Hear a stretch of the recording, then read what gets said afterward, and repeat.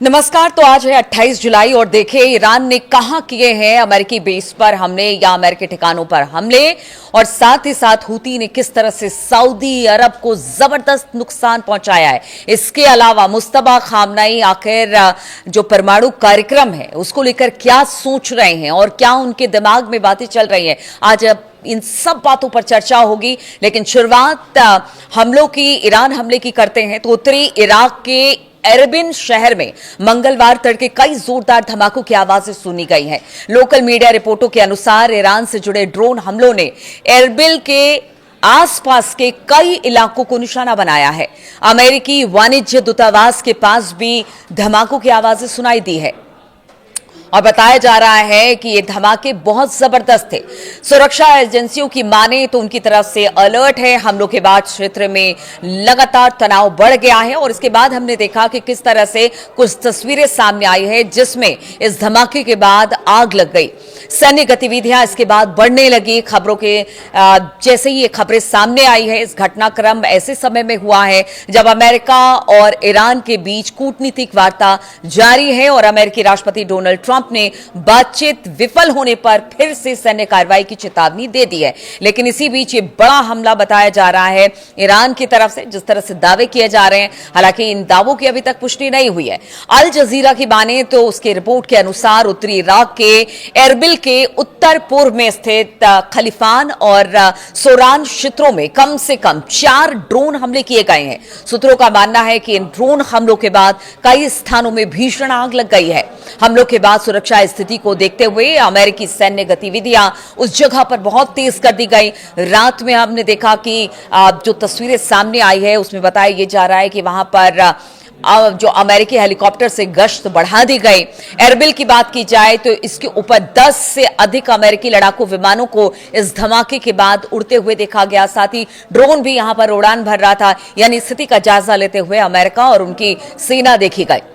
हालांकि अमेरिकी अधिकारियों की तरफ से अभी फिलहाल किसी सैन्य कार्रवाई या नुकसान की आधिकारिक पुष्टि से लेकर नहीं की गई है और किसी तरह की बात सामने नहीं आई है कि क्या नुकसान हुआ है, क्या दिक्कतें आई हैं, कितना बड़ा धमाका था। यह अमेरिका की तरफ से अभी इस बात की पुष्टि नहीं हुई है।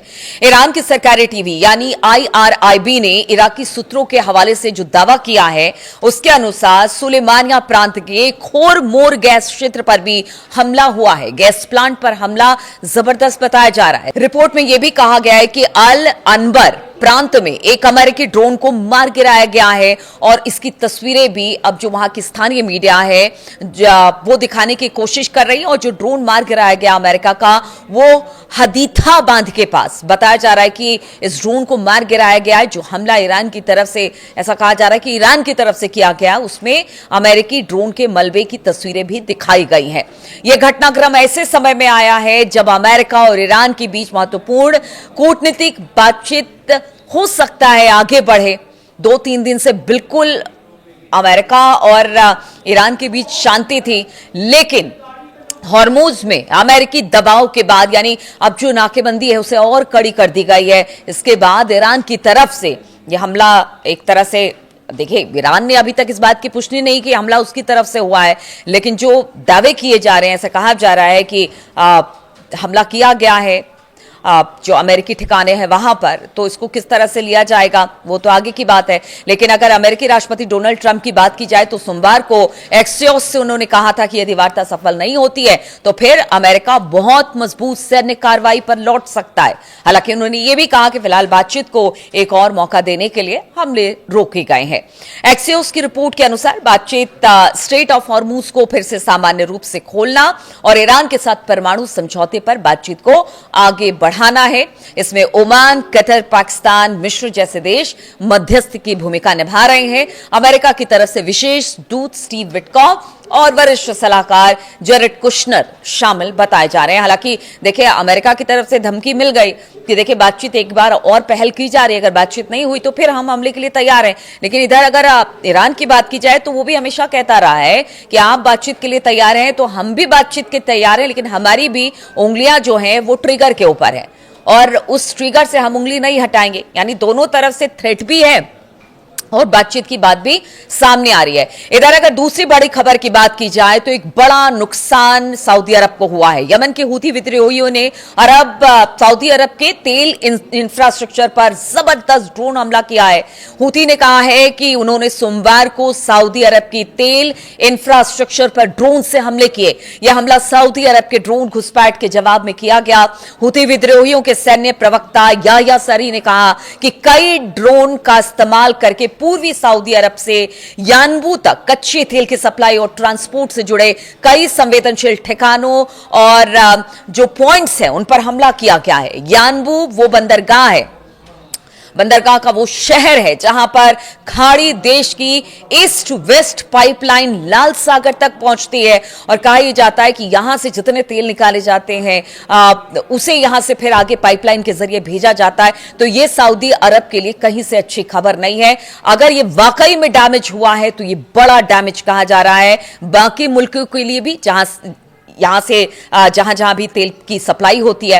वहीं अगर सऊदी रक्षा मंत्रालय की बात की जाए तो सोमवार को उन्होंने कहा कि उनकी सेना ने ईरान समर्थित समूहों द्वारा इराक से पेट्रोलियम सुविधाओं को निशाना बनाने के लिए भेजे गए कई ड्रोन को रोककर नष्ट किया। यानी कि सऊदी अरब ये तो कह रहा है कि ड्रोन को नष्ट किया गया है, लेकिन कितना नुकसान हुआ है इस बात की जानकारी अब तक नहीं मिली है। लेकिन बताया जा रहा है कि जो पाइपलाइन थी जहां से तेल की सप्लाई होती थी लाल सागर तक, उससे अच्छा खासा डैमेज हुआ है।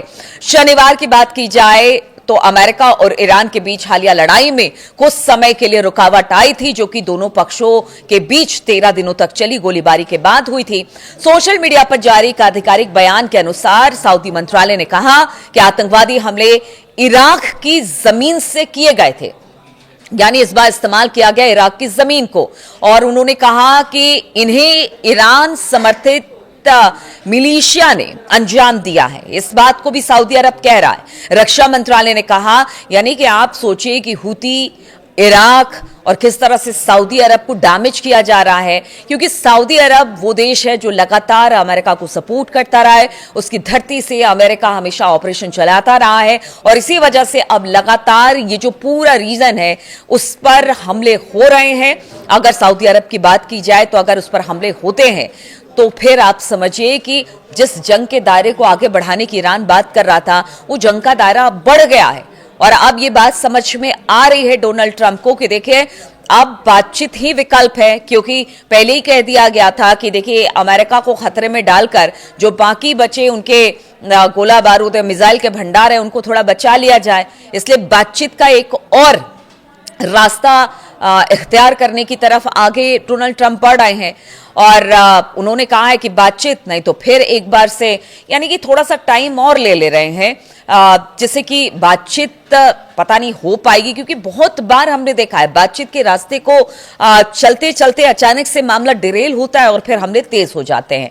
तो अगर सऊदी अरब की बात की जाए तो सऊदी अरब ने कहा कि ड्रोन देश के पूर्वी इलाकों और राजधानी रियाद को निशाना बना रहे थे। सऊदी अरब ने मांग की है कि इराक अपनी जमीन का इस्तेमाल हमले करने के लिए ना होने दे। सऊदी अरब ने इस बात को कहा कि हम इस बात पर जोर देते हैं कि इराक की सरकार अपनी जमीन का इस्तेमाल हमले के लिए होने से रोके और इसके लिए जितना जरूरी कदम हो सके वो इराकी सरकार उठाए। यानी सऊदी अरब ने अब इराक की सरकार को कहा है कि आपकी धरती से अगर हमला हो रहा है तो फिर इसका जवाब दिया जाएगा। हालांकि अभी तो सिर्फ हथियारों को रोकने, जो मिसाइलें वहां से दागी गई या ड्रोन जो वहां से भेजे गए सऊदी अरब, उसको रोकने का तो कोशिश की गई है, लेकिन अगर इसी तरह से हमले जारी रहे तो फिर हमें भी कोई जरूरी और ठोस कदम उठाने पड़ेंगे और उसका जवाब देना पड़ेगा।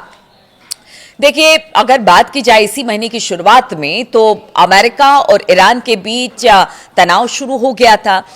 इराक में मौजूद ईरान समर्थक सशस्त्र समूहों ने इराक या फिर इस क्षेत्र में किसी हमले की जिम्मेदारी अब तक नहीं ली है। सऊदी अरब और खाड़ी के अन्य देशों ने संघर्ष की शुरुआती दौर में इराक में ईरान समर्थक मिलिशिया पर अपनी जमीन को निशाना बनाकर कई हमले करने का आरोप लगाया था और यह ताजा घटना ऐसे समय में हुआ है जब हाल के दिनों में सऊदी अरब पर यमन के ईरान समर्थित हूती ने हमले किए हैं। हूतियों ने सऊदी अरब के बंदरगाहों पर नौसैनिक नाकेबंदी लागू करने की भी घोषणा की है।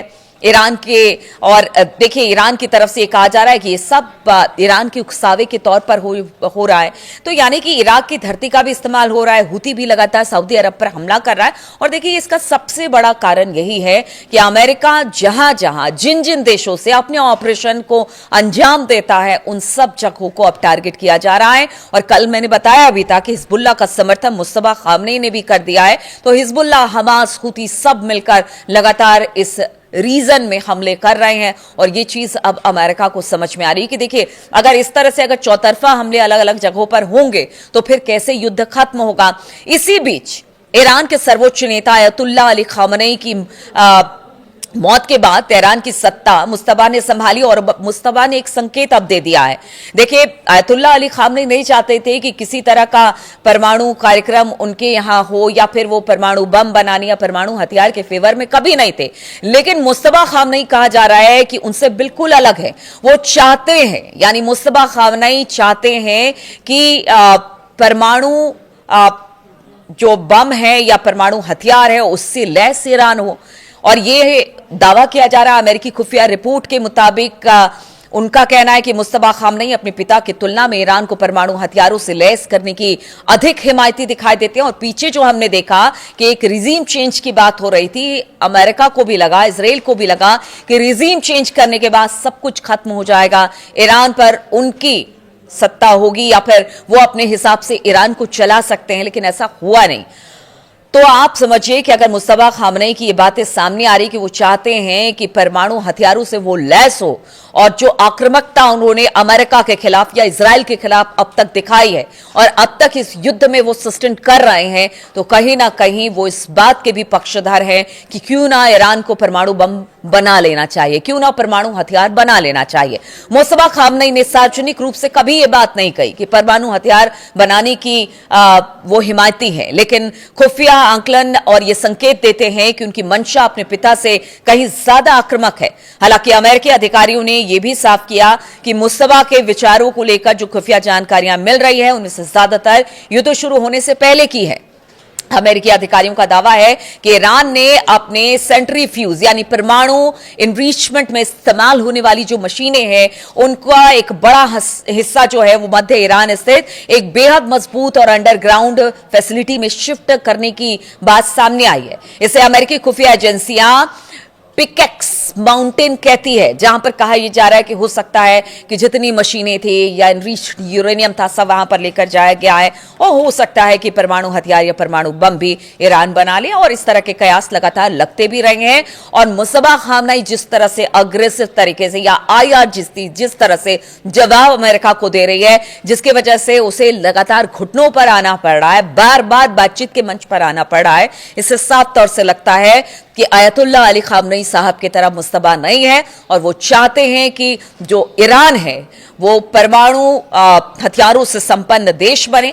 हालांकि देखिए, अभी तो इस बात को कहना सही नहीं है, लेकिन जो अमेरिकी खुफिया एजेंसी जो बात कर रही है उसमें वो दावा कर रही है कि हो सकता है कि ईरान बहुत जल्द इस पर काम भी शुरू कर दे, या काम कर रहा हो, या बहुत जल्दी डिक्लेयर भी कर दे। ये तो बहुत दिन से सुन रहे हैं। खैर, इस बात को रहने देते हैं। लेकिन मुस्तफा के अग्रेशन को सब जानते हैं कि आज जिस स्थिति में अमेरिका है ना, उस स्थिति में अगर मुस्तफा खामनेई या फिर आईआरजीसी नहीं होती तो शायद अब तक अमेरिका और इजराइल ईरान पर कब्जा कर लेता।